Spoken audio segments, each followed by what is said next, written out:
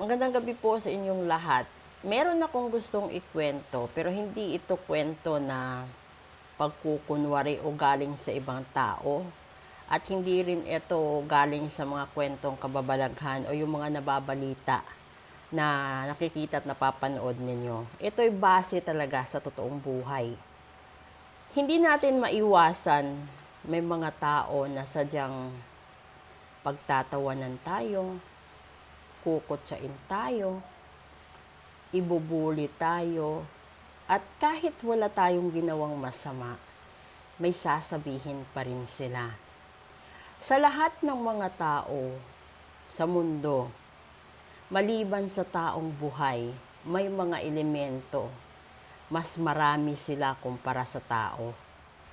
At maliban pa yan sa mga kaluluwa na namatay.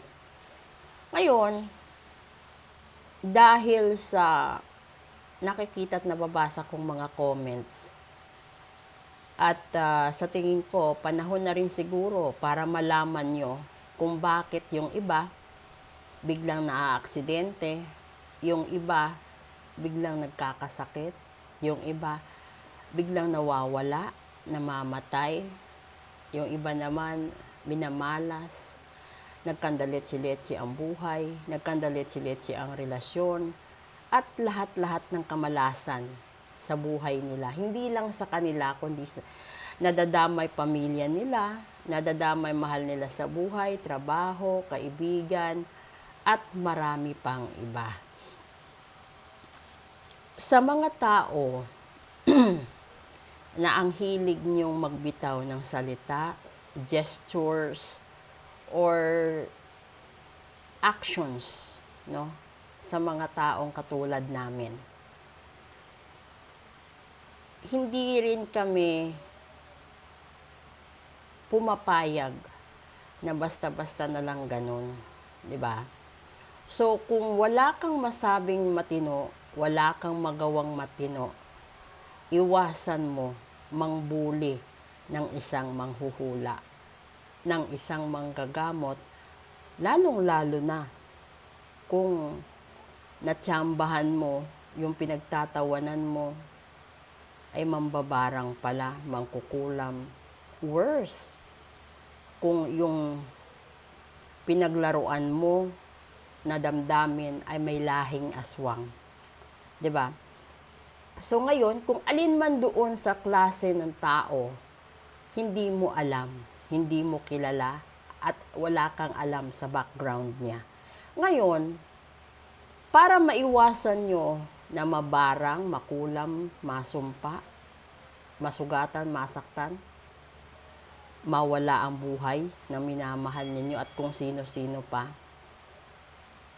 i-minimize nyo yung mga gestures at yung mga bibig nyo dahil hindi nyo kilala ang mga tao na pinagtatawanan nyo, kinukutsa nyo, binubuli ninyo. Kaya kayo napapahamak dahil na rin sa mga pag-uugali ninyong kagaspangan. Ngayon, kung sa akin, di ba, wala naman akong ginawang masama sa inyo, nagbahagi lang din naman ako ng maliit na karunungan para sa pagsalba ng tao, tapos sasabihin mo kung ano-ano sa comment, good luck sa'yo. Diba? Dahil mahaba-haba ang paghuhugutan mo kung hindi ka marunong tumupad sa sinasabing respeto. Kung wala kang intensyon, wala kang interes, huwag ka nang manood. Kung wala ka rin lang magandang layunin sa kapwa mo, huwag ka na rin mag-comment dahil hindi lahat ng mabait ay mabait hanggang dulo. Napakaraming mabait na tao sa mundo na minsan lang magdesisyon. Pero sinisiguro ko sa'yo, pagsisisihan mo pag yan humagupit sa buhay mo. So, kung hindi mo kayang lutasin ang sarili mong suliranin ngayon sa buhay, mapapag-ibig man ito, negosyo, pamilya, trabaho, kaibigan, anak, magulang, kapatid, at kung kani-kanino pa. Huwag ka nang mangutya at huwag ka nang maglabas ng kagaspangan ng ugali mo, pagkabastos mo sa mga taong hindi mo kilala. Dahil kung sa tingin mo, yung pag-comment mo ay magbibigay sa'yo ng kasikatan sa social media na ito, nagkakamali ka. Dahil kapag ang katulad namin ang kinukutya at binubuli mo, ang karga naming poder at ang karga naming panata, hindi mo masusukat. So, kaya ka magtataka, bakit nangyayari lahat yan sa buhay mo na sa tingin mo wala kang ginagawa. Pero nakakalimutan mo sa mga maliliit na gestures ng pang-iinsulto, pagkutya, pambubuli, at pambubulabog, diyan kadalasan kinakarma ka, biglaan. 'Di ba? So, paano pa kaya yan kung ang nasagupa mo malakas? So, sa mga tao na kailangang mapanood at marinig ang boses ko sa sinasabi ko dito, i-share ninyo. Kasi, wala namang mababarang makukulam, masusumpa at magayuma kung hindi ka nagpakita ng isang negatibong pag-uugali na ikaiinis ng tao at ikagagalit ng tao sa'yo. So, huwag kang magtaka, baka sa isang kisap mata may mawala. At magtataka ka kung ano ang meron, ba't nawala, di ba?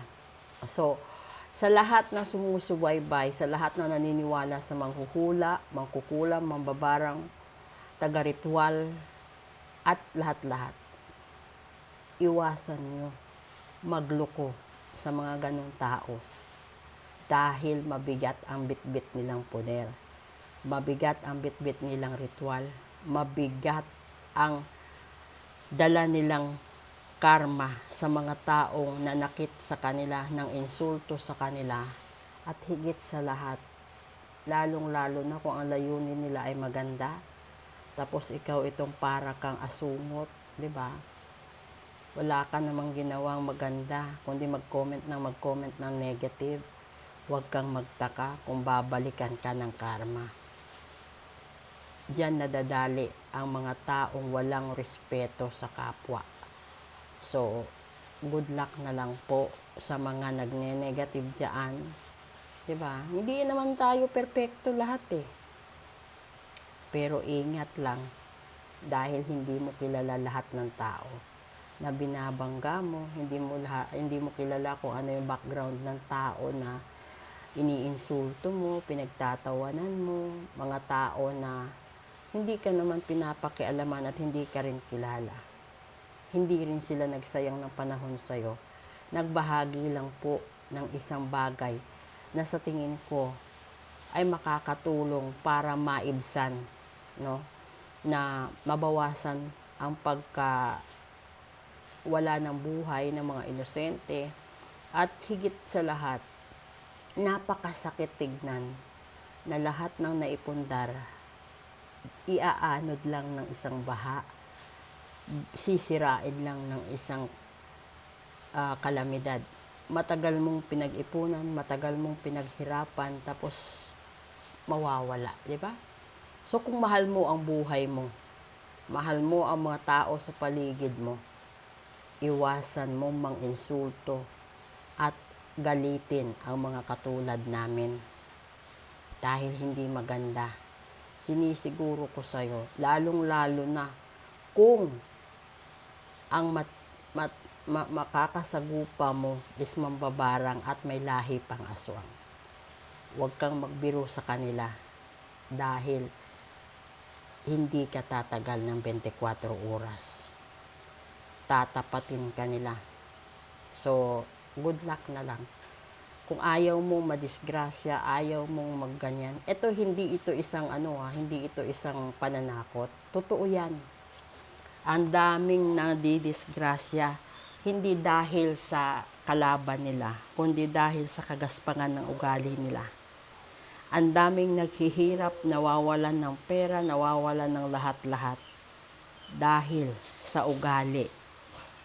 So, ibalik nyo hanggat maaga pa ang respeto kahit hindi nyo na mahal, kahit hindi nyo na alagaan, basta may respeto lang sa kapwa. Okay? Good evening po sa inyong lahat at maraming salamat po.